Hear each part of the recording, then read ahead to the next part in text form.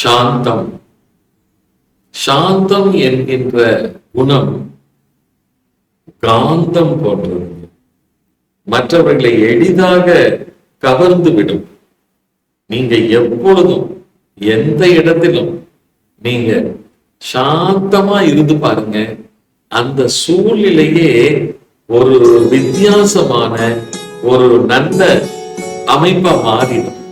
இப்ப நீங்க எங்க போனாலும் ஒரு வெளிச்சம், ஒரு ஒளி உள்ள விளக்கு எங்க போனாலும் அது எப்படி வெளிச்சத்தை எல்லா இடத்துலயும் பரப்பிக்கொண்டே இருக்குமோ, அந்த மாதிரி சாந்தமுள்ள மனிதன் எங்க போனாலும், யாரை சந்தித்தாலும், எந்த இடத்துல இருந்தாலும் அந்த மனிதன் கிட்ட இருந்து சாந்தமான அலைகள் உருவாகும்.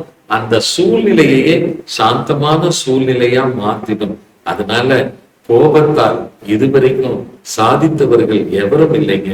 ஆனா சாந்தத்தால் எதா வேணாலும் நீங்க சாதிக்கலாம். அதனால இன்னையிலிருந்து நீங்க சாந்த சொரூபியா இருங்க. ஆத்ம நமஸ்காரங்கள். வாழ்க வளர்க.